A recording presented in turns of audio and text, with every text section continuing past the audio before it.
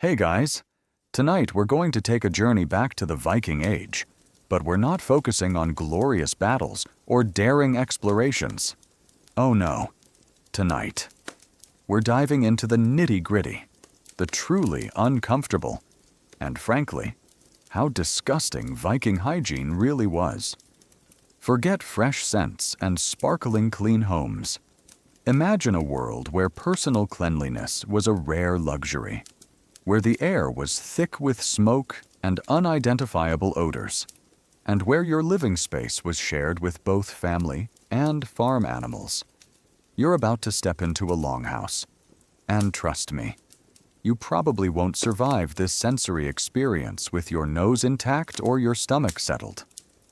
So, before you get comfortable, take a moment to like the video and subscribe, but only if you genuinely enjoy what I do here. Also, drop a comment below with where you're listening from and what time it is for you right now. Now, dim the lights. Maybe turn on a fan for that soft background hum. And let's ease into tonight's journey together. You step inside a longhouse, the heart of Viking life, and immediately, your senses are assaulted. This isn't just a home, it's a bustling, crowded, and often pungent microcosm of their existence. You're living in a communal space, not just with your extended family, but often directly alongside your livestock. Forget separate barns or cozy kennels. The animals are often brought inside during the brutal northern winters for warmth and protection, sharing the same roof and, more importantly, the same air as you. Imagine the pervasive smells, the wood smoke from the central hearth, while providing warmth, also fills the air, stinging your eyes and coating everything in a fine layer of soot. Then, layer on the rich, earthy scent of damp straw and packed dirt floors. Add the distinct, unavoidable odors of domestic animals, sheep, goats, perhaps a cow or a few pigs, their warmth a necessity, but their cleanliness, well, not exactly a priority. This is not a subtle aroma. It's a powerful, lingering blend that permeates your clothes, your hair, and your very being. It's like living in a permanent, smoky petting zoo. Only the animals also share your bedroom. The space itself is communal. You're not retiring to your own private bedroom at night. Instead, you sleep on raised benches or platforms lining the walls, sharing close quarters with dozens of other people. Privacy is an alien concept. Every sound, every movement, every cough or snore from your family and comrades is part of your constant sensory landscape. This close proximity, while fostering strong communal bonds, also means that every sniffle, every cough, every skin irritation is immediately shared, contributing to a constant cycle of minor and sometimes major ailments. Mainstream historical fact: Viking longhouses were typically large communal dwellings, often housing extended families and their livestock under the same roof, leading to crowded, smoky, and often unhygienic living conditions. Quirky tidbit: some longhouses were so long and narrow that they could house dozens of people and their animals in a single, continuous space, with distinct sections for living and livestock, but still open to the central communal hearth. So, your home could literally be longer than a modern bowling alley and filled with more animals than a petting zoo on a bad day. Open scholarly debate. Historians still argue about the precise extent of animal cohabitation within longhouses, with some scholars suggesting that animals were only brought in during the harshest winter months, while others contend it was a more regular feature, highlighting regional variations and the varying architectural designs of these dwellings. The exact level of human-animal proximity remains a nuanced point of discussion. The floor beneath your feet is often packed earth, covered with straw or rushes, which would be occasionally replaced, but not thoroughly cleaned. Over time, these floor coverings would accumulate food scraps, spilled drinks, animal droppings, and general grime, creating a breeding ground for pests and unpleasant smells. Imagine the challenge of keeping anything truly clean when your floor is essentially a biodegradable waste disposal unit. You might sweep, but deep cleaning isn't really an option. Even the air itself, filled with smoke, provides a deceptive sense of preservation. While smoke might deter some insects and act as a rudimentary disinfectant, it also coats everything in soot, clogs your lungs, and permeates all your possessions. Your clothes, your hair, your skin, all carry the indelible scent of wood smoke, mingling with the other pervasive odors of communal living. So, your daily reality within the longhouse is a constant assault on your modern sensibilities. It's a world of pervasive smells, minimal privacy, and a constant, low-level grimminess that you simply accept as normal. The warmth of the hearth, the security of shared living, comes at a significant cost to what we would consider basic hygiene. It's a boring history for sleep, perhaps, but it's a chilling insight into the deeply visceral, utterly unforgettable sensory experience of living in a Viking longhouse. You've just been hit by the overwhelming sensory experience of a Viking longhouse, its crowded, smoky interior, and the ever-present smells of humanity and livestock. But that's just the beginning of the hygiene challenges. Now, let's consider the most fundamental and pervasive obstacle to cleanliness. No running water, period. Forget taps, showers, or even easily accessible wells right outside your door. You'll discover the extreme challenge of daily water access, turning even the simplest act of washing into a significant logistical effort. It's like living in a permanent drought, but the water shortage is a daily reality, not an emergency. Imagine needing water for anything: cooking, drinking, basic washing, or tending to the animals. You can't just turn on a faucet. Instead, you or your children must make repeated trips to the nearest water source. This could be a natural spring, a well dug into the earth, or a nearby stream or lake. Depending on your settlement's location, this could be a considerable distance, especially if the water source freezes over in winter. You carry heavy buckets, often made of wood or leather, enduring the cold, the mud, or the slippery ice. Every drop of water is hard-won, a testament to physical effort. This difficulty in obtaining water immediately impacts your personal hygiene. A full body wash, or even a thorough scrub of your hands, is not a casual affair. Water is too precious, too laborious to acquire, to be used freely for bathing. It's rationed carefully for cooking and drinking first, with any leftover being for essential cleaning. The idea of a daily shower, or even a quick hand wash after every chore, is an unimaginable luxury. You learn to conserve, to make do with minimal water, and to accept a baseline of grimminess that would horrify modern sensibilities. It's like being perpetually on a camping trip.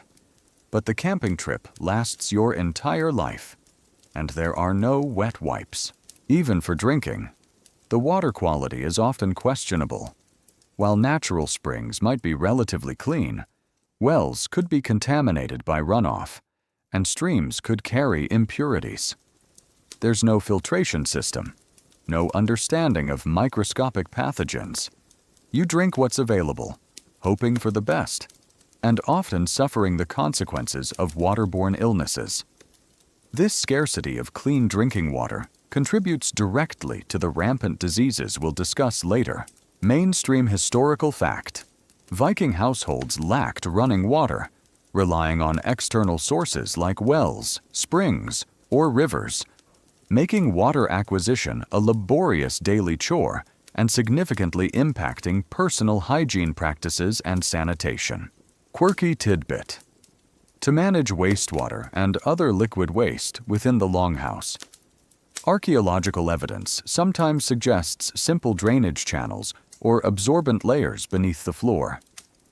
So, while you didn't have plumbing, there was at least a rudimentary attempt to keep things from turning into a complete swamp indoors, albeit probably with limited success. Imagine having a floor that's essentially a giant, very slow-draining sponge. Open scholarly debate. Historians still argue about the primary sources of water contamination in Viking Age settlements, with some scholars emphasizing human and animal waste runoff, while others highlight geological factors or the introduction of new pathogens through trade and travel. The specific challenges of ensuring safe drinking water remain a nuanced point of discussion. The lack of running water also affects the cleanliness of your clothes and your household. Washing large amounts of laundry requires immense quantities of water, which is simply not feasible on a regular basis.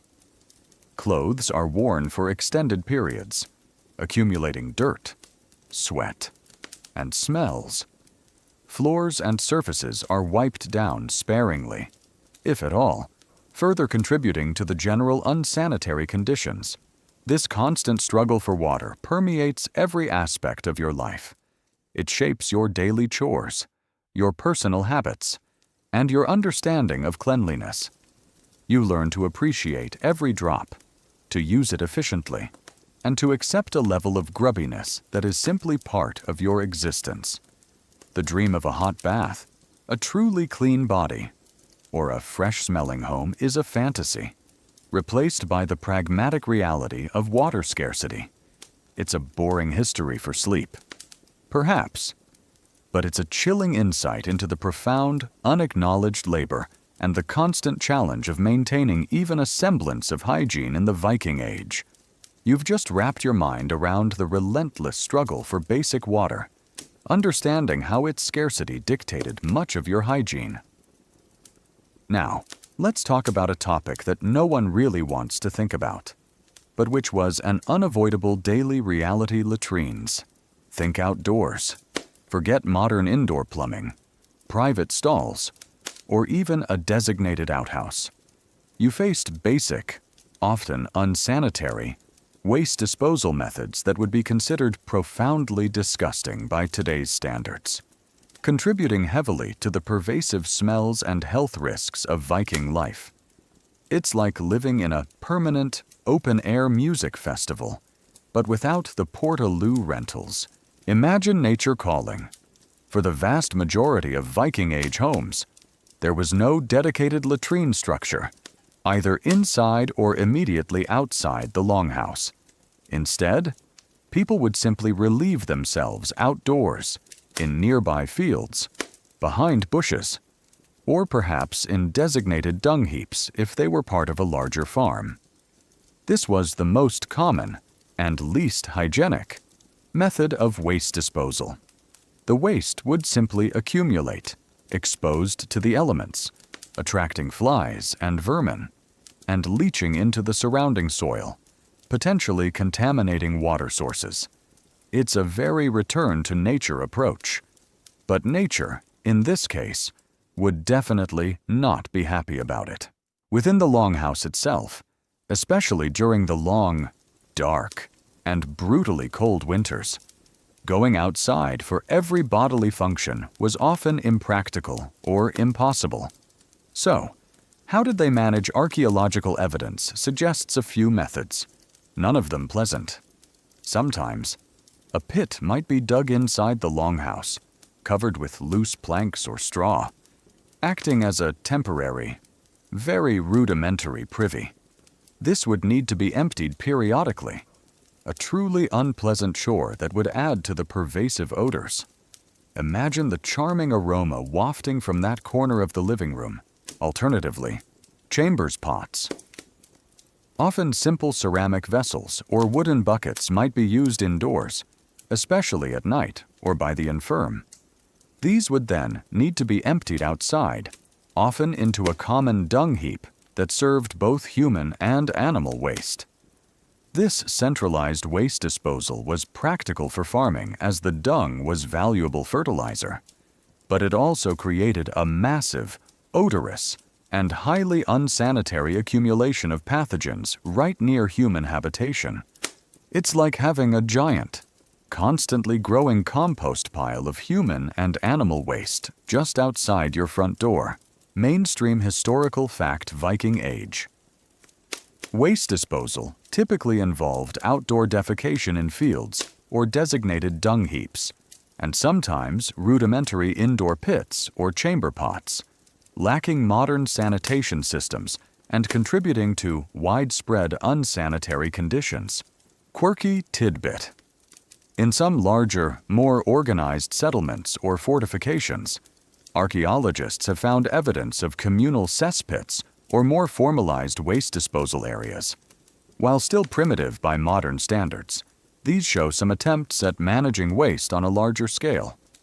So, while most places were a free-for-all, some Viking towns might have had something akin to a very basic public toilet, probably with a very long queue and even longer smells. Open scholarly debate.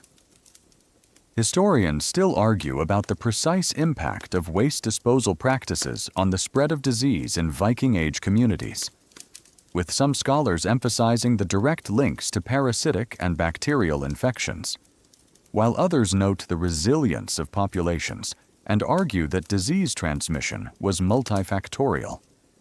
The direct correlation between specific waste practices and health outcomes remains a nuanced point of discussion.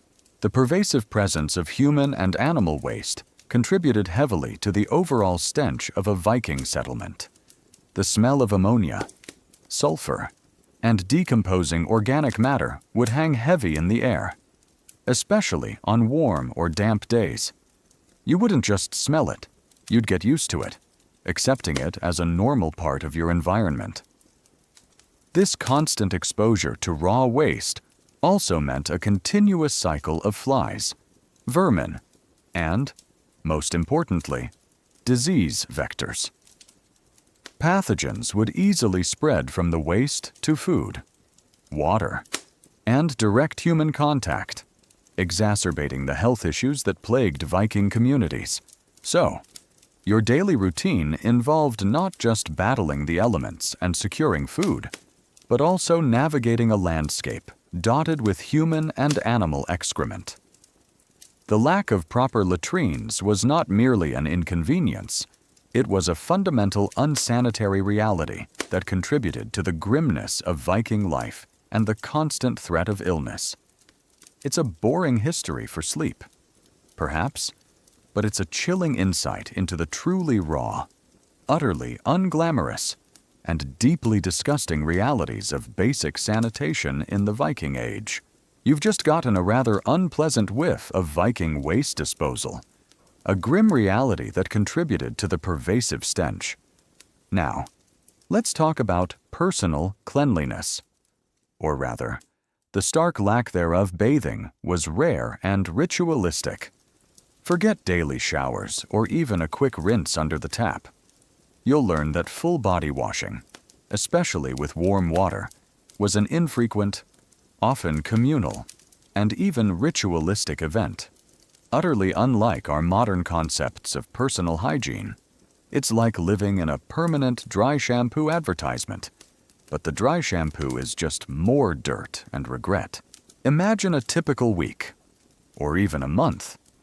Your daily wash might involve simply wiping your hands and face with a damp cloth, or perhaps a quick splash from a bucket of cold water. True, thorough body washing was a significant undertaking, requiring large amounts of water to be heated over the central hearth, a precious commodity and a laborious process. The concept of using soap, beyond perhaps some lye-based concoctions that would be incredibly harsh on skin, was either unknown or extremely rare for daily use. When a full bath did occur, it was often a communal affair, Perhaps your family or the women of the longhouse would use a large wooden tub, sharing the heated water as best they could. This wasn't about individual privacy. It was about efficiency. The water, already hard-won and heated with effort, would be reused, quickly becoming murky and lukewarm. The idea of fresh, running water for each person was an unimaginable luxury. You'd get cleanish, but not by modern standards. And the warmth would be fleeting. The sagas and historical accounts sometimes mention bathing on specific days, like Saturdays. This suggests a more ritualistic, rather than daily approach to full body cleansing. It was a special occasion, a time for thorough cleaning, perhaps involving a steam bath or sauna-like structure, a bad stew or badahus in some communities, where hot stones would be used to create steam, followed by cold plunges. These were invigorating, but they were infrequent, ceremonial events, not casual daily habits. It's like your spa day happens maybe once a month, involves a lot of communal sweating, and then a very bracing dip in a cold river. Mainstream historical fact: full body bathing in the Viking Age was not a daily practice. It was often infrequent, sometimes communal, and could be a ritualized event, such as on Saturdays or for special occasions, contrasting sharply with modern daily hygiene routines.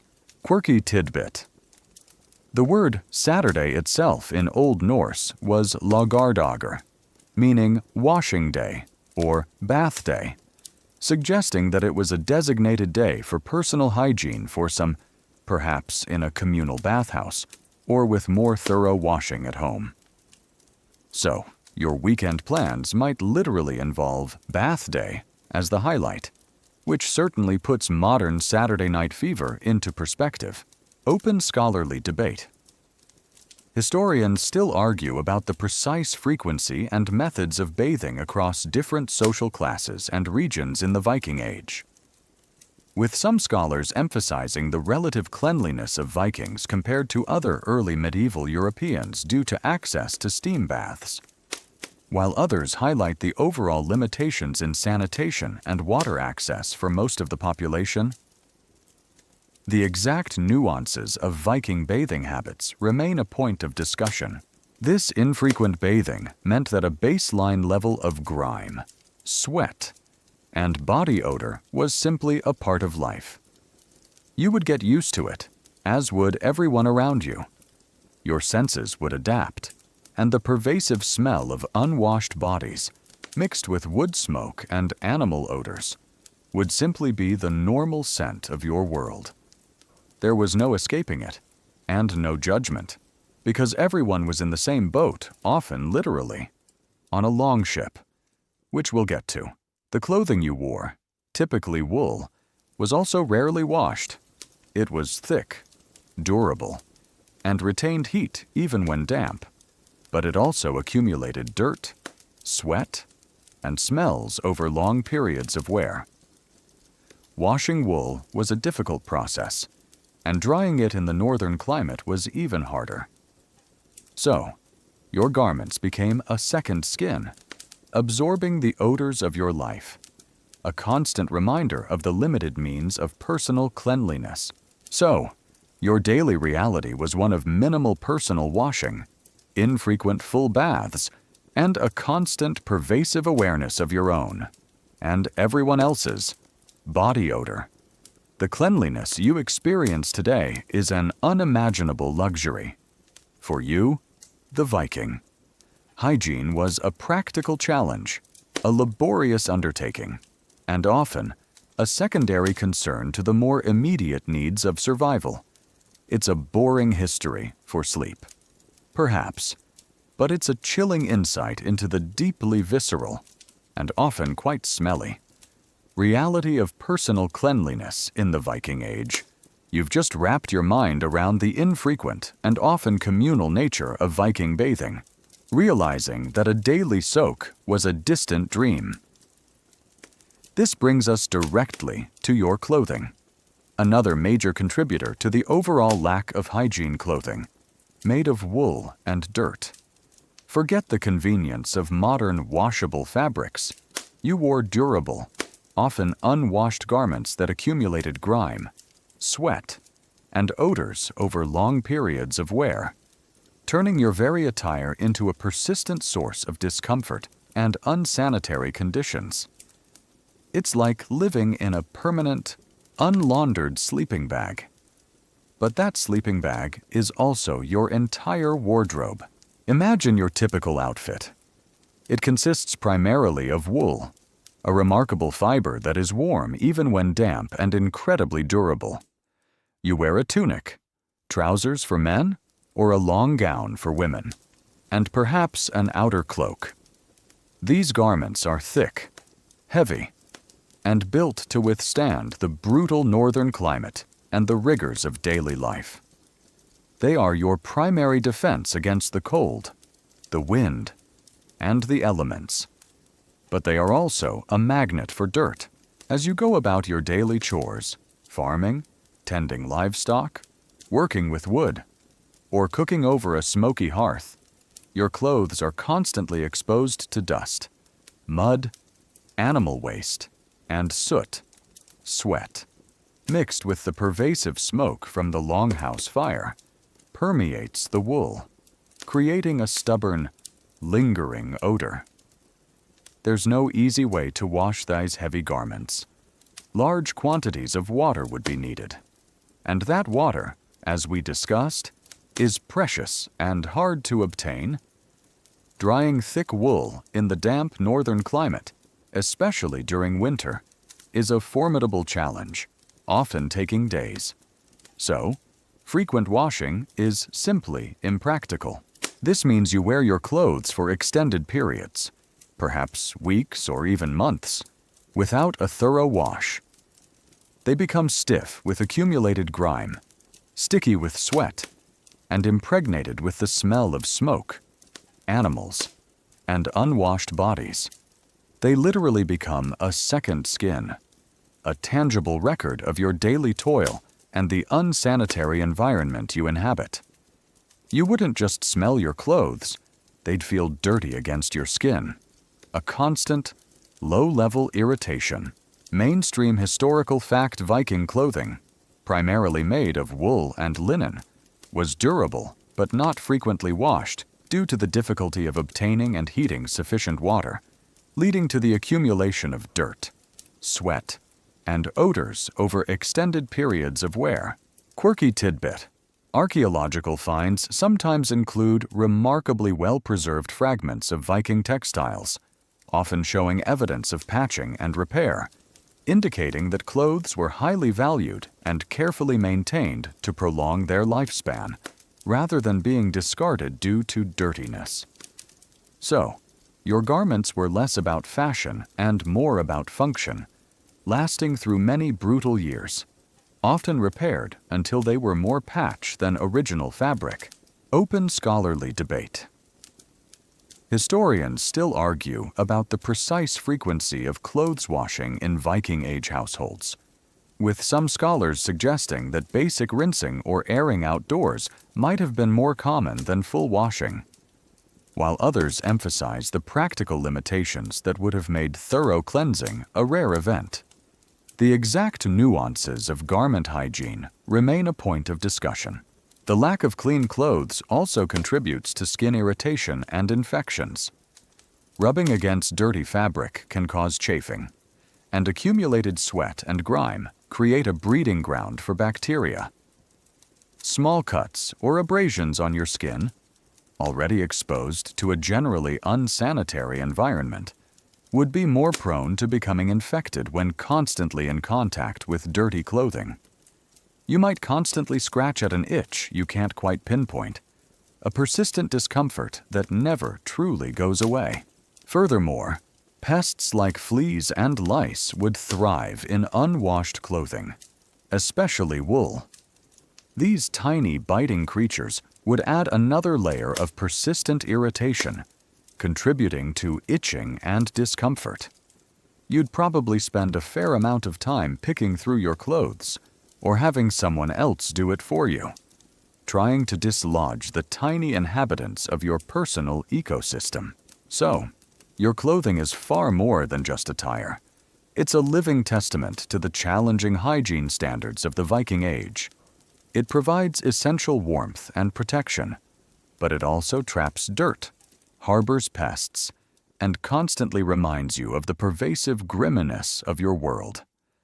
The idea of slipping into fresh, clean clothes after a long day is a distant, unimaginable dream, replaced by the reality of wool that's seen many more adventures than a washing machine could ever handle. It's a boring history for sleep, perhaps, but it's a chilling insight into the deeply visceral, and often quite smelly, reality of Viking personal attire. You've just considered the pervasive grimminess of your unwashed wool clothing, a constant reminder of Viking hygiene standards. Now, let's move upwards to another persistent and deeply uncomfortable misery. Your hair, a constant battle against lice and greasy strands. Forget the glossy sminke-flowing locks of modern Viking portrayals. Your hair was often a breeding ground for pests, perpetually unwashed and constantly exposed to the smoke and grime of the longhouse, turning a simple personal feature into a source of unending irritation and basic unpleasantness. It's like living with a permanent, very itchy, very oily helmet made of your own hair, filled with tiny, unwelcome tenants. Imagine your hair. It's thick, probably coarse, and rarely, if ever, thoroughly washed with anything more than plain water. If that, shampoo, conditioner, and even basic soap are luxuries that don't exist in your world for hair care. The pervasive smoke from the longhouse hearth coats every strand in soot and grease, making it feel heavy, sticky, and perpetually dirty. It wouldn't smell fresh. Instead, it would carry the lingering scent of wood smoke, sweat, and whatever other odors permeated your environment. Running your fingers through it would feel like raking through a stiff, greasy mat. But the worst part isn't just the smell or the texture, it's the lice. Head lice were an incredibly common problem in the Viking Age, thriving in close-knit communities, shared sleeping spaces, and infrequently washed hair. You would likely experience the constant, infuriating itch of these tiny parasites crawling and biting your scalp. There's no effective modern treatment like medicated shampoos. Your primary method of dealing with them would be manual, using a fine-toothed comb to try and literally scrape the lice and their nits eggs from your hair.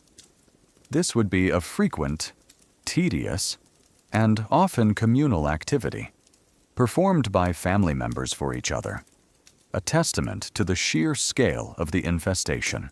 Even if you managed to keep the lice somewhat at bay, your hair would still be a source of discomfort. It would constantly feel greasy from accumulated oils and dirt, probably tangled and difficult to manage. For men, long hair might be braided or tied back, but it would still harbor grime. For women, long braids were common, but even these elaborate styles would simply trap more dirt and pests within their intricate coils. The idea of a good hair day would be entirely foreign to you, replaced by the persistent battle against itchiness and general unpleasantness. Mainstream historical fact: Viking hair hygiene was challenging due to limited access to soap and warm water, leading to commonly greasy hair and widespread infestations of head lice, which were managed through frequent combing with specialized fine-toothed combs. Quirky tidbit: archaeological excavations of Viking Age sites often unearth numerous examples of finely carved bone or antler combs, explicitly designed with very close-set teeth to remove lice and nits. These combs are found frequently in graves and settlements, indicating their essential role in daily personal care. So, while you might not have had a hairbrush, you almost certainly owned a very effective louse comb, making it perhaps your most important grooming tool. Open scholarly debate. Historians still argue about the precise impact of lice infestations on the health of Viking populations, with some scholars suggesting their primary role was discomfort and social stigma, while others highlight their potential as vectors for certain diseases in unhygienic conditions. The broader health implications of pervasive infestations remain a nuanced point of discussion. The pervasive presence of lice and the general grunginess of hair weren't just personal annoyances. They were a constant reminder of the limited hygiene capabilities of your era. It was a shared reality, accepted as part of life. You wouldn't be judged for having lice. You'd be judged if you weren't actively trying to get rid of them with your trusty comb. This communal approach to pest control further highlights the close-knit, practical nature of Viking living. So, while tales might speak of glorious Viking warriors and beautiful maidens, the reality for both was a constant, itchy battle against head lice and persistently greasy hair. Your hair, far from being a crowning glory, was a daily source of discomfort and a constant testament to the pervasive challenges of hygiene in the Viking Age. It's a boring history for sleep, perhaps, but it's a chilling insight into the deeply visceral and often quite crawly realities of Viking personal care. You've just winced at the thought of perpetually greasy, lice-ridden hair, a true testament to Viking hygiene challenges. Now, let's consider a body part that, surprisingly, tells a somewhat different story: your teeth, which were unexpectedly better than you might imagine for someone living in the Viking Age. Forget the widespread tooth decay and rampant cavities often associated with pre-modern societies. You'll find their dental health was robust, a welcome relief in an otherwise grim hygienic landscape. It's like discovering a perfectly preserved vintage car in the middle of a junk heap, a surprising glimmer of good news in an otherwise unpleasant situation. Imagine your mouth. You likely didn't have the gleaming white smile of a modern person, nor the perfectly straight alignment achieved by orthodontics. But critically, you probably wouldn't suffer from the excruciating pain of rampant cavities or advanced gum disease, which plagued many populations once agriculture and refined sugars became common. Your diet, while often monotonous and scarce, was generally low in processed sugars, refined grains, and sticky, sweet foods that are primary culprits for tooth decay today. Instead, your diet consisted primarily of protein from meat and fish, complex carbohydrates from coarse grains like barley and oats, and fibrous wild plants, berries, and roots. These foods, while often tough and requiring considerable chewing, were not conducive to the formation of plaque and cavities.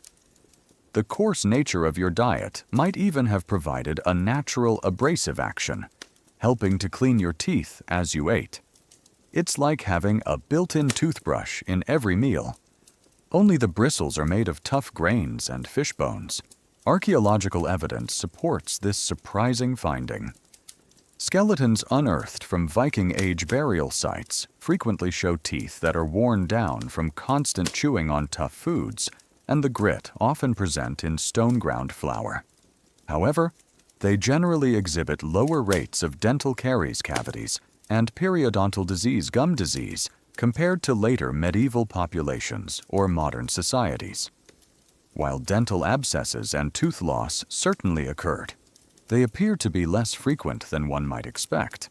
Mainstream historical fact: Viking Age populations generally exhibited surprisingly good dental health, with lower rates of cavities and gum disease compared to many later historical periods, attributed primarily to a diet low in refined sugars and a more abrasive diet of natural foods. Quirky tidbit: while daily brushing with modern toothbrushes was non-existent, archaeological finds include small, intricately carved wooden or bone toothpicks and ear spoons, which sometimes doubled as tooth cleaners. So, while you might not have had toothpaste, you likely had a personal dental tool to dislodge food particles after meals. Imagine having a toothpick as your main weapon against plaque. And it's also a family heirloom. Open scholarly debate. Historians and bioarchaeologists still argue about the precise impact of dietary abrasives versus bacterial load in determining Viking dental health, with some scholars emphasizing the protective effect of coarse foods, while others acknowledge that even primitive diets could lead to dental issues if hygiene was completely neglected. The exact interplay of diet and oral health remains a nuanced point of discussion, of course. Better is a relative term. You might still suffer from cracked teeth from biting on tough food or accidental impacts. Periodontal disease, while less rampant, could still occur. And dental abscesses, when they did happen, would be excruciatingly painful with no effective pain relief or treatment, potentially leading to widespread infection and even death. So, while widespread decay might not have been your primary dental concern, any tooth-related problem would be a serious and agonizing ordeal. The practical reality was that dental hygiene, beyond occasional picking with a toothpick, was minimal. There was no concept of brushing twice a day or flossing. Your healthy teeth were more a testament to your unrefined diet and the sheer absence of modern sugary temptations than to any deliberate oral care routine. It's a testament to the idea that sometimes less progress can lead to unexpected benefits. So, while much of Viking hygiene might make you wince, your teeth stand out as a surprising point of resilience. They were a functional, strong part of your body, usually free from the ravages of modern dental decay, thanks to a diet that was hard on your jaws but kind to your molars. It's a boring history for sleep, perhaps, but it's a surprising insight into a small, unexpected pocket of relative health in the otherwise gruff and often unsanitary world of the Vikings. You've just discovered the surprising resilience of Viking teeth, a small beacon of dental health in an otherwise hygienically challenging world. But let's shift from consumption to creation and confront another pervasive reality that often led to widespread illness food preparation, which was messy and risky. Forget sterile kitchens and refrigerated ingredients. You faced unsanitary conditions, a constant struggle against contamination, and the ever-present threat of foodborne illnesses that could devastate your family. It's like being a contestant on a very old, very unhygienic cooking show, where the secret ingredient is often invisible bacteria, and the prize for failure is collective food poisoning. Imagine your kitchen. It's not a separate room, but an area around the central hearth in your longhouse, a space shared with people, animals, especially in winter, smoke, and dirt. There's no running water nearby for convenient hand washing, no antibacterial soap, no disinfectant wipes. Food is prepared on wooden surfaces that are difficult to truly clean, often using tools that are simply wiped down rather than thoroughly sterilized. Animal waste from livestock housed indoors can easily contaminate the cooking area.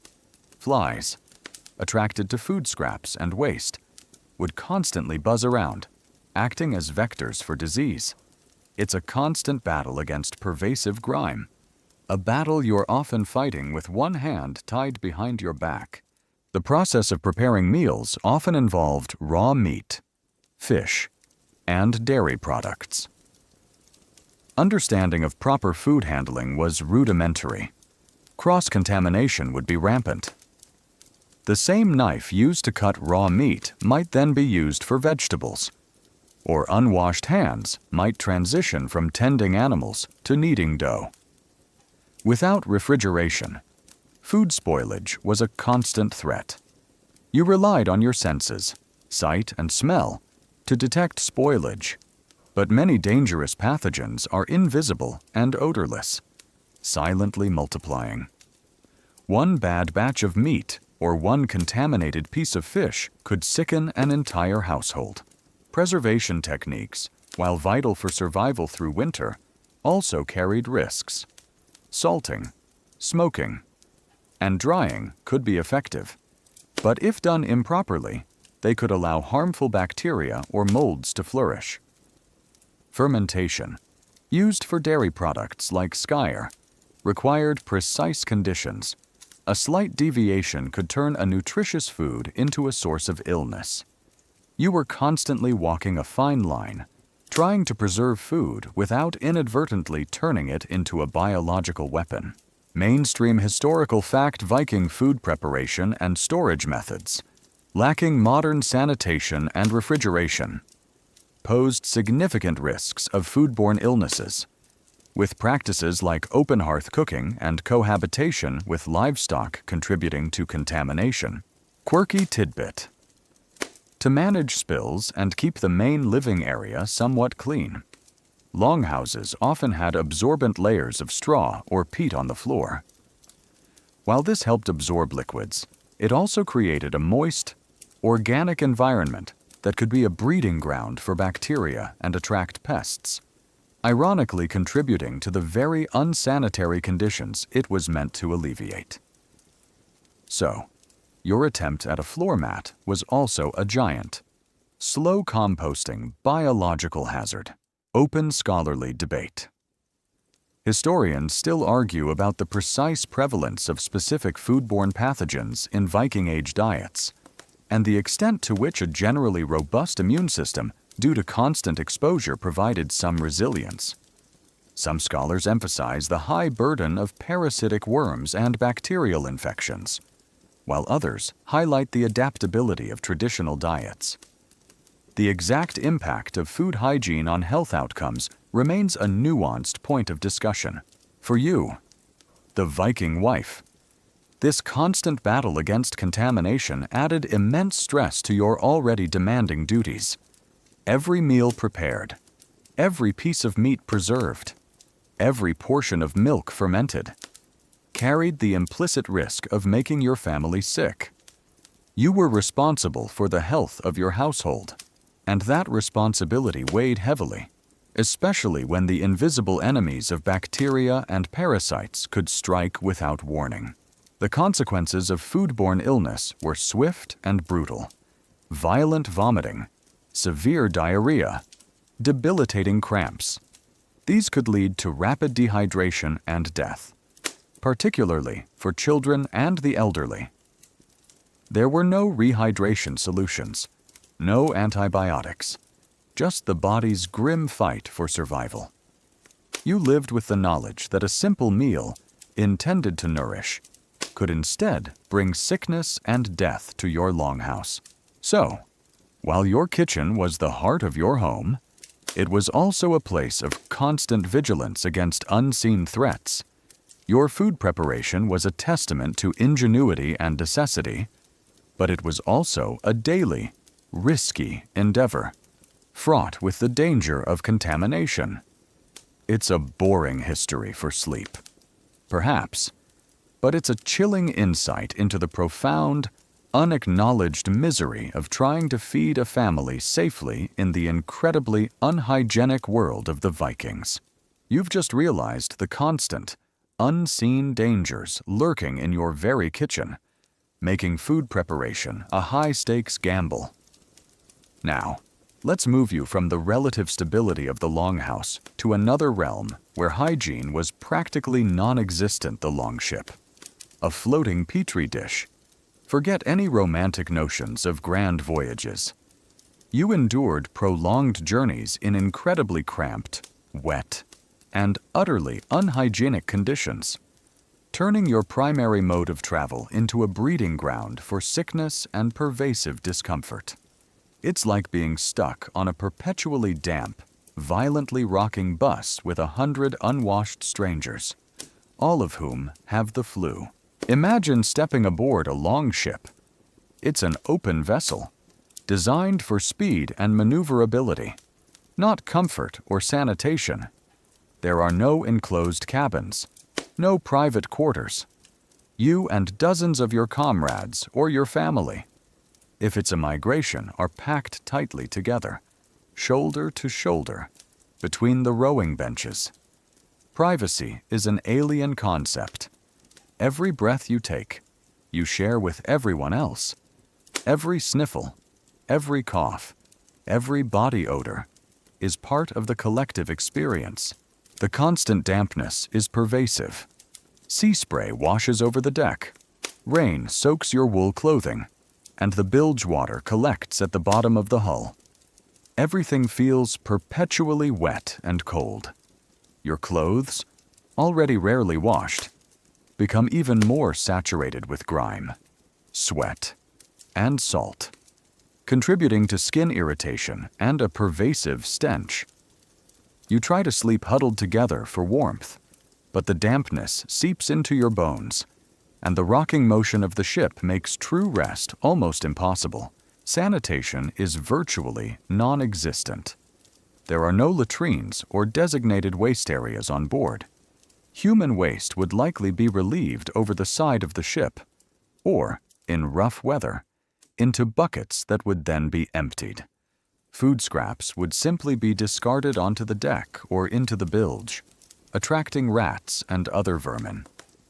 The cumulative effect of human and animal waste, if you're transporting livestock in such a confined, damp space, creates a festering environment, a perfect incubator for bacteria, viruses, and parasites. Mainstream historical fact: Viking longships offered extremely cramped, wet, and unsanitary conditions for their crews and passengers, leading to a high risk of disease transmission and pervasive discomfort during voyages that could last for weeks or months. Quirky tidbit: to provide a minimal amount of shelter and privacy on the open deck, some Viking crews would erect temporary tents or crude shelters made of hides and poles over the central part of the ship. So, your cabin was basically a very small, very leaky tent that offered minimal protection from the elements, but perhaps a tiny illusion of personal space. Open scholarly debate. Historians still argue about the precise nutritional content of Viking-age shipboard rations and their impact on crew health during long voyages. Some scholars emphasize the limited and monotonous diet contributing to deficiencies, while others highlight the practical ingenuity of preserved foods. The specific dietary challenges of long-distance sailing remain a nuanced point of discussion. Food and water on board are monotonous and precarious. Dried meat, hardtack, and dried fish are your staples, often consumed without proper cooking facilities beyond a small fire in a sandpit. Fresh water is a precious commodity, carefully rationed and always at risk of contamination. One spoiled piece of food or one sip of tainted water could lead to widespread food poisoning or dysentery, rapidly debilitating the entire crew. The constant exposure to the elements, combined with the lack of hygiene, weakens your immune system. A simple cold can quickly escalate into a life-threatening respiratory infection in such close quarters. Skin infections from chafing and dirty clothing are common. Lice, already a problem on land, thrive in the damp, crowded environment of the ship, adding to the constant irritation. So, while the longship is your vehicle for adventure and plunder, it is also a relentless source of discomfort and a breeding ground for illness. Every creak of the timbers, every splash of a wave, every shared breath carries the unspoken threat of sickness and pervasive grimminess. The romantic image of the Viking explorer quickly fades when confronted with the brutal, unhygienic reality of life aboard a floating Petri dish. It's a boring history for sleep, perhaps, but it's a chilling insight into the profound, pervasive misery of Viking seafaring hygiene. You've just felt the relentless, unsanitary reality of life aboard a longship, a truly floating Petri dish. Now, let's talk about what happens when that ship reaches land and you engage in the very act Vikings are famous for raids, which leave you covered in blood and grime. Forget cinematic glory, where warriors emerge from battle looking pristine. You were literally caked in the filth of combat, far from any cleansing water, enduring the stench and stickiness of violence that would cling to you for days, if not weeks. It's like being in a very violent, very dirty wrestling match, but the ring is a medieval village, and there's no shower afterward. Imagine the aftermath of a raid on a monastery or a village. The adrenaline that surged through you during the brutal combat now begins to fade, replaced by a profound exhaustion. You are covered in sweat, dirt, and dust from the chaotic struggle. But worse, you are likely splattered with blood, the blood of your enemies, perhaps the blood of your fallen comrades, and your own if you've sustained wounds. This isn't a few drops. It's often a pervasive, sticky coating that dries on your skin and stiffens your wool clothing, mingling with the other odors of combat smoke from burning buildings, the acrid smell of fear, and the metallic tang of fresh carnage. There's no immediate opportunity for cleansing. You're far from your longhouse, far from any clean water source that isn't potentially contaminated or too exposed for a leisurely wash. Your priority is to secure the plunder, tend to the wounded, if at all possible, and get back to the ship before resistance solidifies. Personal hygiene takes a distant backseat to immediate survival and logistical demands. You simply pull your dirty, blood-stained tunic back on, or try to wipe the worst of the grime from your face with a rough piece of cloth. The smell would be overwhelming. The metallic scent of blood would mix with the body odor of dozens of men, the lingering smoke from the burning village, and the pervasive dampness of your unwashed clothing. This stench would cling to you, a constant, visceral reminder of the violence you've just experienced. You'd carry it with you onto the longship, back across the seas, and into your temporary camps. It's a smell that would become so familiar, so ingrained, that you'd barely notice it after a while. But it would scream Viking to anyone unfortunate enough to be downwind of you. Mainstream historical fact: Viking warriors after raids would be covered in sweat, dirt, and blood. And given the lack of readily available and sufficient water for thorough cleansing, this grime would often cling to them for extended periods, contributing to unsanitary conditions. Quirky tidbit: some sagas mention warriors ritually washing themselves or their weapons after battle, but these were often symbolic acts, perhaps a quick rinse in a river, rather than a thorough cleansing. The reality was that a truly clean state was likely elusive until a return to their main settlement or access to a communal bathhouse. So, you might wash your blood-soaked axe in a stream, thinking you're being hygienic, but the real filth remained stubbornly on your person. Open scholarly debate historians still argue about the precise psychological impact of frequent exposure to gore and the normalization of violence on Viking warriors. Some scholars suggest that a certain desensitization or stoicism was a necessary coping mechanism, while others highlight the potential for unaddressed trauma and the long-term mental health consequences of such experiences. The effects of constant exposure to combat filth remain a nuanced point of discussion. The grime isn't just unpleasant, it's a health risk. Open wounds, if you have them, would be constantly exposed to dirt and bacteria, increasing the risk of infection. The dried blood and sweat would chafe against your skin, causing irritation. You might pick up lice or other parasites from the unsanitary conditions of the raid site itself. Your body, already exhausted from combat, would then have to fight off the microscopic invaders clinging to your skin and clothes. This constant state of uncleanliness, particularly after combat, adds another layer of misery to the Viking warrior's life. It's a stark contrast to the romanticized images of clean-cut heroes. The reality is one of pervasive filth, a visceral consequence of the violence that defined their existence. You are a walking testament to the brutal, unhygienic realities of medieval warfare, a constant reminder that glory often came caked in dried blood and grime. It's a boring history for sleep, perhaps, but it's a chilling insight into the profoundly disgusting reality of a Viking warrior's personal aftermath. You've just borne the unpleasant reality of post-raid grime, realizing that the smell of dried blood and sweat was a constant companion.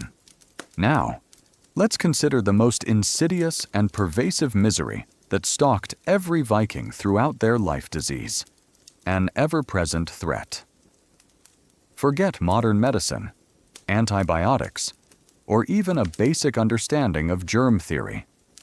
You were constantly vulnerable to rampant, unavoidable infections, epidemics that swept through communities, and the chilling reality that a simple ailment could quickly become a fatal ordeal.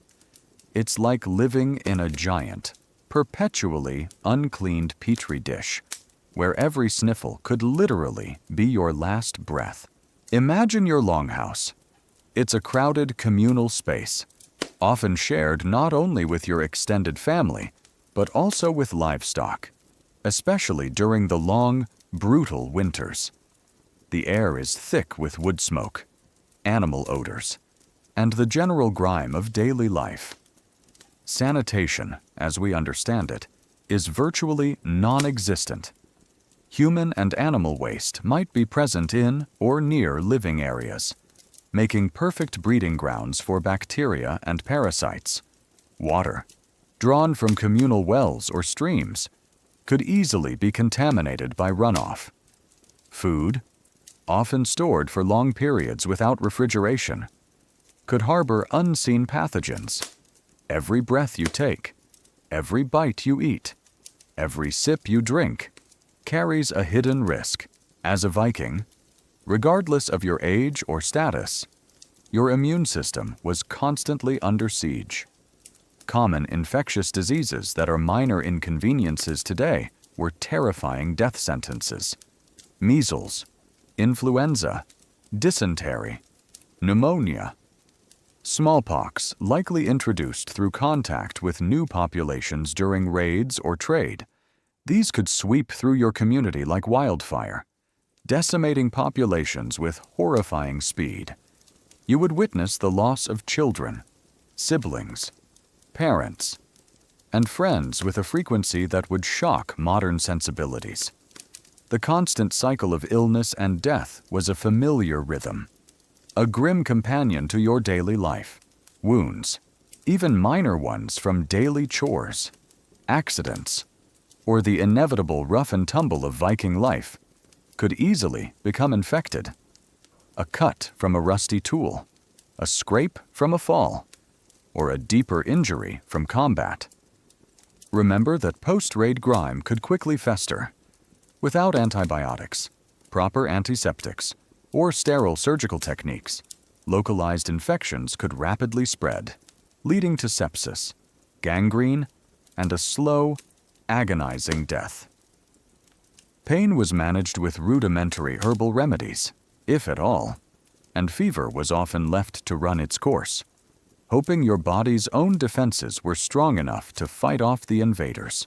Mainstream historical fact disease, including infectious diseases, parasitic infections, and illnesses caused by poor sanitation and nutrition, was the leading cause of mortality across all age groups in the Viking Age, significantly overshadowing deaths from combat. Quirky tidbit. Archaeological studies of Viking skeletons often reveal signs of chronic illnesses like tuberculosis or arthritis, indicating that even if you survived acute infections, long-term health challenges were a common reality. So, even if you managed to dodge that medieval plague, you might still end up with a persistent cough and aching joints by the time you're 30. Open scholarly debate historians and bioarchaeologists still argue about the precise impact of specific diseases introduced through contact with new populations during Viking expansion versus the persistent threat of endemic diseases already present in their environment. The relative contributions of new pathogens versus existing health challenges to Viking Age mortality rates remain a nuanced point of discussion. The helplessness in the face of widespread illness was immense. There were no doctors to call, no hospitals to admit the sick, no miracle cures. You relied on your own knowledge of folk remedies, the community's collective experience, and the desperate hope that your family had the innate resilience to fight off the sickness. The silence that fell over a longhouse after an epidemic, punctuated only by the quiet weeping of the survivors, was perhaps more terrifying than the sounds of the sickness itself. This constant threat meant that every Viking lived with a pervasive sense of vulnerability. Your strength, your skills, your wealth, none of it could truly protect you from the invisible enemies that lurked in every breath, every meal, and every interaction. Your very survival was a continuous testament to your body's resilience and, perhaps, a touch of pure luck. You learned to live with a certain stoicism, accepting that sickness was a part of life, and often a prelude to death. It's a boring history for sleep, perhaps, but it's a chilling insight into the profound, pervasive misery of disease that silently stalked every Viking from birth to grave. You've just grappled with the insidious, ever-present threat of disease, a constant shadow over every Viking life. But the health challenges didn't just come from microscopic invaders. They were often exacerbated by another fundamental aspect of your living situation: animal cohabitation. Forget the idea of pets in their own designated areas. You shared your primary living spaces with livestock, increasing the risk of disease transmission, adding to the pervasive smells, and complicating already difficult sanitation. It's like living in a very crowded, very smelly barn that also happens to be your family home, and you're constantly stepping in something unpleasant.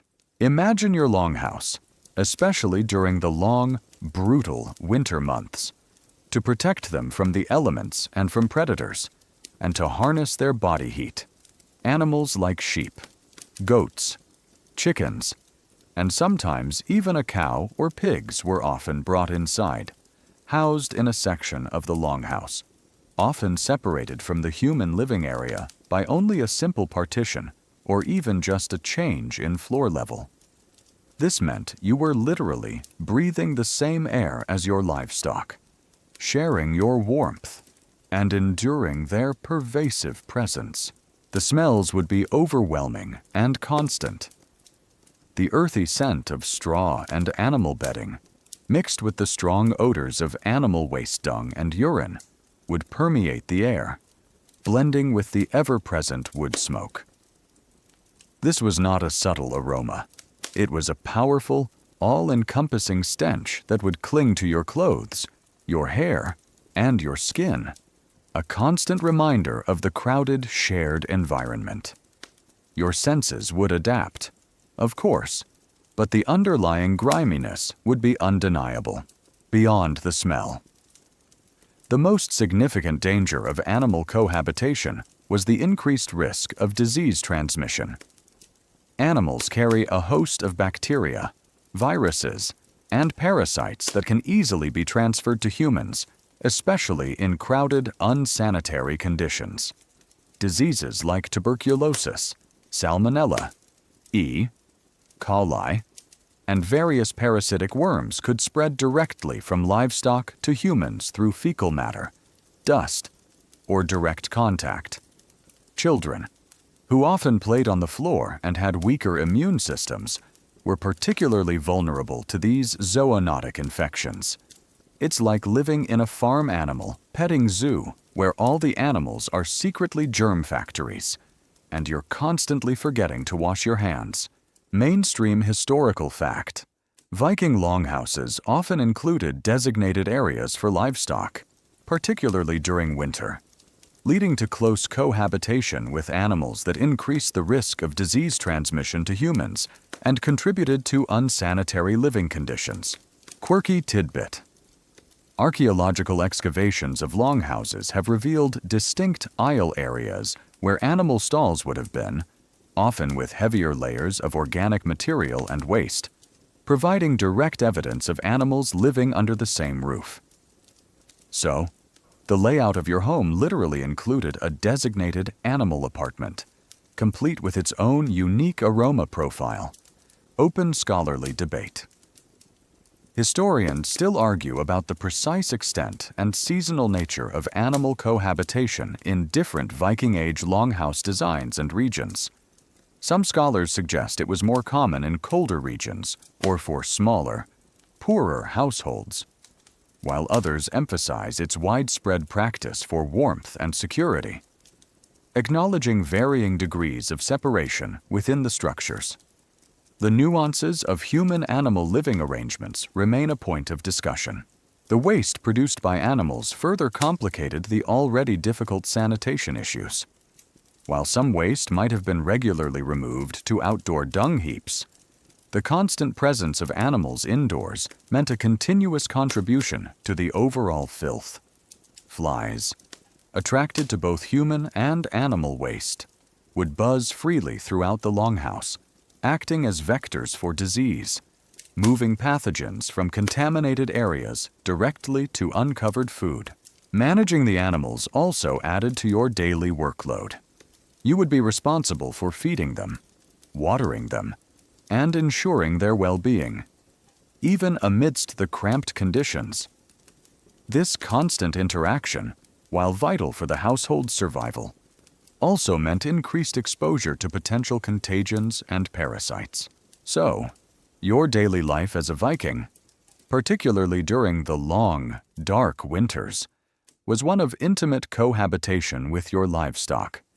This arrangement, while practical for warmth and security, came at a significant cost to hygiene and health. Your home was not just a shelter. It was a complex ecosystem where humans and animals lived in close, often unsanitary, proximity, making illness an even more constant and unavoidable part of your existence. It's a boring history for sleep, perhaps, but it's a chilling insight into the fundamental pervasive misery of living shoulder to shoulder with the very animals that sustained you. You've just internalized the realities of animal cohabitation, adding another layer to the already challenging hygiene of the Viking Age. Now, let's talk about a pervasive sensory reality that would define your entire existence: body odor, which was just normal. Forget the subtle scents of modern deodorants and perfumes.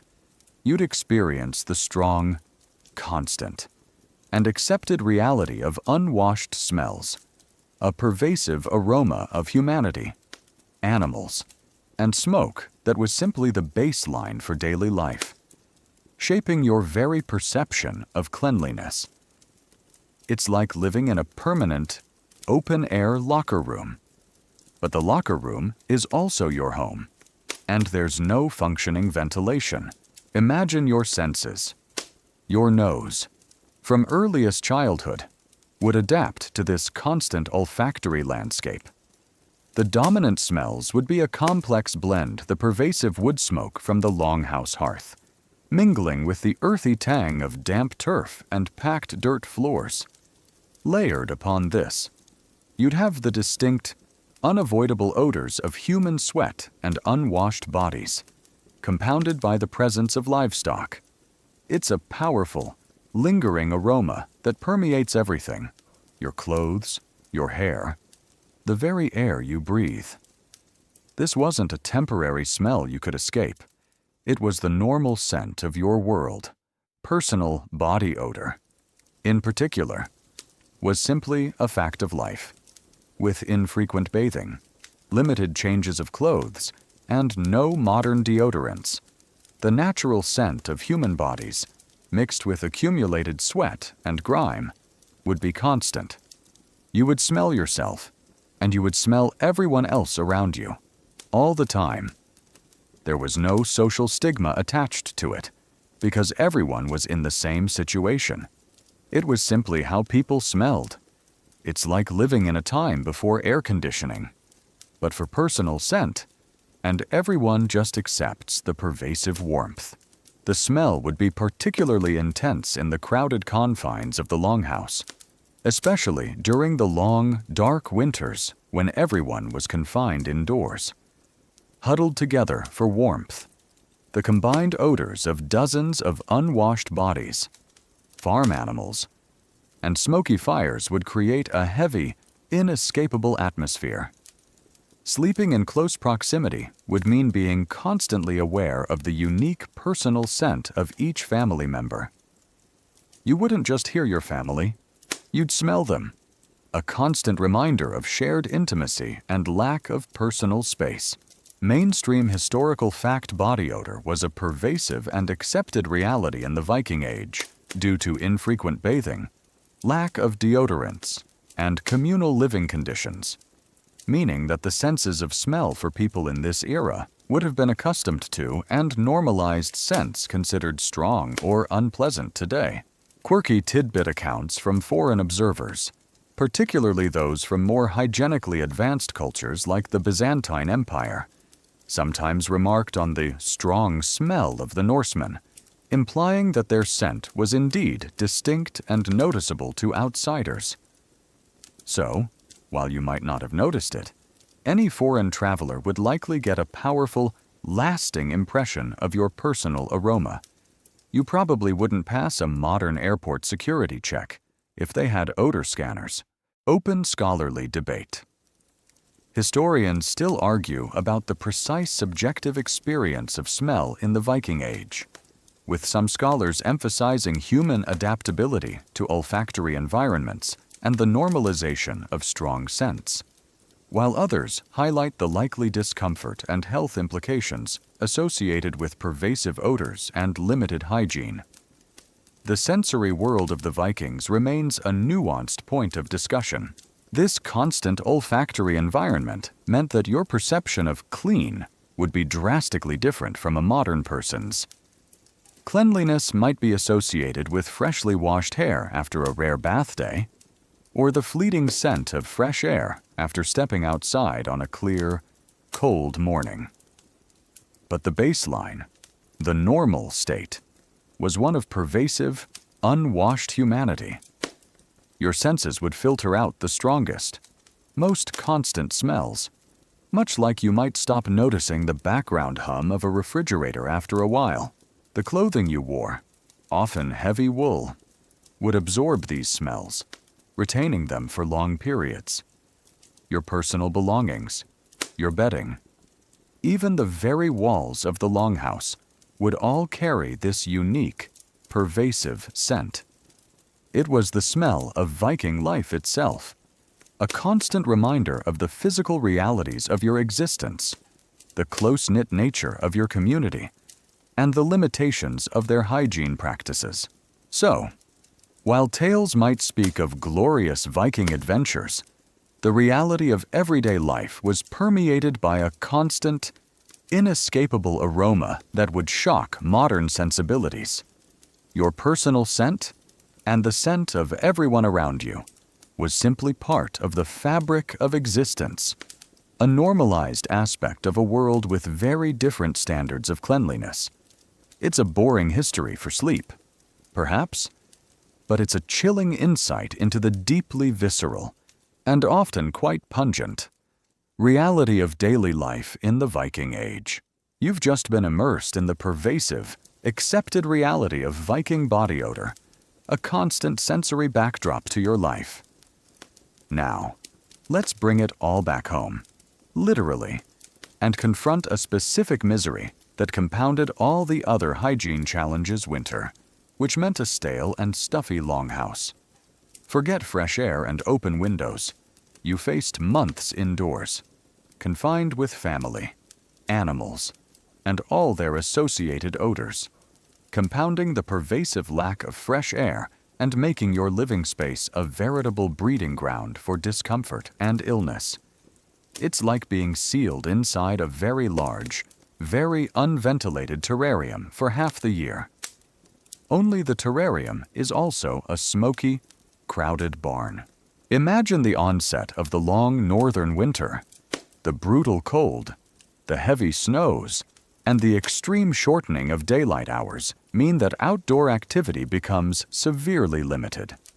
Your longhouse, which served as shelter for both your family and often your livestock, becomes your entire world. The large smoke hole in the roof, while allowing some smoke to escape from the central hearth, is your primary source of ventilation, but it's a poor substitute for fresh, circulating air. The air inside the longhouse would quickly become stale, heavy, and thick. The constant wood smoke from the hearth, while providing warmth, also filled the breathing space, irritating your lungs and stinging your eyes, coating everything in soot. This smoke would mix with the pervasive odors of human bodies, sweat, unwashed clothing, and infrequent bathing. Add to that the strong, earthy smells of the animals housed within, their waste, and the damp earth and straw floors. The cumulative effect is a powerful, inescapable stench that permeates every breath. It's a sensory assault that, after months, would become so familiar, so ingrained, that you barely notice it. But it would scream unhygienic to any outsider. The confinement itself is a misery. You and your extended family, perhaps dozens of people, are cooped up together for months on end. Privacy is non-existent. Every cough, every sneeze, every minor ailment is immediately shared, leading to rapid transmission of disease. Respiratory illnesses, in particular, would thrive in such stagnant, crowded conditions. The constant presence of others, their sounds, their smells, their every movement, would be an inescapable reality. It's like a never-ending, really long flight, where nobody gets to leave their seats, and the air conditioning broke months ago. Mainstream historical fact: Viking longhouses in winter became stale and stuffy environments due to limited ventilation, the presence of indoor hearths producing smoke, and the cohabitation of humans and animals, contributing to poor air quality and facilitating disease transmission. Quirky tidbit: archaeological studies of longhouse architecture indicate that while some had small door openings or roof vents, there were no elaborate systems for fresh air intake or effective exhaust beyond the smoke hole. So, your primary source of fresh air was literally the chimney, and your main form of ventilation was simply hoping enough smoke would leave. Open scholarly debate. Historians still argue about the precise health consequences of prolonged indoor smoke exposure for Viking Age populations, with some scholars emphasizing respiratory ailments and eye conditions, while others note human adaptability and the relative benefits of warmth provided by the hearth. The long-term health impact of indoor air quality remains a nuanced point of discussion. The constant dampness, from melting snow tracked indoors, from wet clothing drying by the fire, and from general condensation, further contributes to the stuffiness. This moisture, combined with the lack of fresh air, creates an ideal breeding ground for mold and mildew, adding another layer of unpleasant odor and potential health risk. Your clothes, your bedding, even the very timber walls would likely feel perpetually damp and cold to the touch. Even sleep offers little true escape. Huddled together for warmth, you're still breathing the same stale, smoky, odorous air. The lack of natural light, combined with the constant internal stimuli of a crowded longhouse, could disrupt sleep patterns, leaving you perpetually tired and lethargic. The sheer monotony of months spent indoors, battling the cold and the stale air, takes a profound mental toll, contributing to a sense of claustrophobia and cabin fever. So, while the longhouse offered essential protection from the brutal winter, it came at a significant cost to your comfort, your health, and your sensory well-being. The winter months transformed your home into a stale, stuffy, and intensely odorous confinement, a grim testament to the pervasive challenges of hygiene and survival in the Viking Age. It's a boring history for sleep, perhaps, but it's a chilling insight into the profound, inescapable misery of living through a Viking winter. Trapped in your own personal, unventilated box, you've just been confined in the stale, stuffy reality of a Viking winter longhouse, a vivid testament to their hygiene challenges. Now, as we bring our journey to a close, let's reflect on the ultimate, unavoidable truth about Viking hygiene. The vast, disgusting difference between their world and ours. Forget subtle nuances. You'll realize the colossal sensory gap, the pervasive, accepted stench, and the constant griminess that would utterly overwhelm any modern person, making their daily lives a constant assault on our 21st century sensibilities. Imagine stepping directly from your comfortable, clean modern home into a Viking longhouse. The first thing that hits you isn't just a smell, it's a wall of smells. The pervasive wood smoke, animal odors, both live animals and their waste, stale human body odor, damp earth, fermenting food, and general grime. It's a complex, organic, and inescapable aroma that would immediately make you gag. Your nose, accustomed to fresh air and subtle perfumes, would be overwhelmed, constantly assaulted by a symphony of what we consider unpleasant odors. It's like being forced to live inside a perpetually uncleaned compost bin that's also a very crowded public restroom. Then, there's the tactile experience. Your skin, accustomed to soft fabrics and daily cleansing, would immediately feel gritty, sticky, and probably itchy from contact with unwashed wool clothing, soot, and general longhouse grime. Your hair would feel heavy, greasy, and perhaps even crawly from lice. Your feet, unless constantly cared for, would likely be rough and cracked from hard labor on packed earth floors. The concept of clean skin would be alien, replaced by a baseline of constant physical discomfort. The visible environment would be equally jarring. The dim light from the smoke hole, perpetually hazy with wood smoke, would reveal surfaces coated in soot, floors with accumulated debris and animal droppings, and clothing that looked permanently stained. You'd see flies buzzing, perhaps mice scurrying, and you'd learn to ignore them as simply part of the scenery. The idea of sparkling clean surfaces, gleaming fixtures, or even a thoroughly scrubbed floor would be a fantasy. Mainstream historical fact: Viking Age.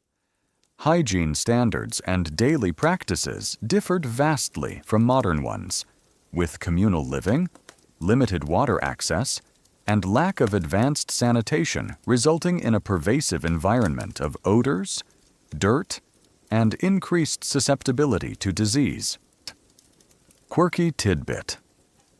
Despite the general lack of hygiene by modern standards, contemporary English and Irish chroniclers sometimes noted that Vikings were surprisingly clean, or fussy, compared to other groups in medieval Europe, likely referring to their more regular, though still infrequent bathing on bath days and use of combs. So, while disgusting to us, they might have been the relatively clean ones among their peers, which really puts things into perspective. Open scholarly debate. Historians still argue about the precise degree to which Vikings prioritized cleanliness for social or religious reasons versus purely pragmatic ones for health and comfort. Some scholars emphasize their distinct cultural values around personal appearance, e.g., grooming with combs, while others maintain that health outcomes reflect ultimately poor sanitation regardless of intentions. The cultural and practical nuances of Viking hygiene remain a point of discussion. The auditory landscape would also be filled with sounds we associate with uncleanliness, the constant buzzing of flies, the scratching of vermin in the walls, the sounds of people coughing in the smoky air, and the general cacophony of human and animal cohabitation. The quiet hum of your fan now seems like an impossible luxury, a symbol of personal space and purified air. This vast chasm in hygienic standards isn't a judgment. It's a profound cultural difference, born of necessity, available technology, and environmental realities. For the Vikings, their hygiene practices were functional for survival in a harsh world. They focused on warmth, food, and basic cleanliness that was achievable within their means. Their senses adapted. Their bodies built resilience, and what we perceive as utterly disgusting was simply their normal. So, while tales might speak of glorious Viking warriors and powerful wives, the unseen, unacknowledged reality of their daily lives was steeped in a pervasive, inescapable griminess that would overwhelm any modern person. Your brief immersion into their world reveals a sensory reality that is fundamentally alien, a constant assault on what we consider basic human comfort and cleanliness. It's a boring history for sleep, perhaps, but it's a profound and chilling insight into the deeply visceral, truly unglamorous, and utterly unforgettable reality of everyday life in the Viking Age. Now, gently close your eyes. Let the sounds around you soften, just like the echoes of the longhouse and the pervasive odors begin to fade. Feel the weight of these old stories settle into the quiet corners of your mind. Tonight, you've journeyed through a world of sensory overload, where personal cleanliness was a luxury and discomfort, a constant companion. The smells of smoke and animals, the feeling of unwashed clothes, and the subtle hum of persistent discomfort now mingle with the soft hum of your fan, carrying you further into comfort. Let the images drift, dissolving into the peaceful quiet that now surrounds you. There's nothing left to do but simply drift, now, into a deep, peaceful slumber. End of script. Sweet dreams.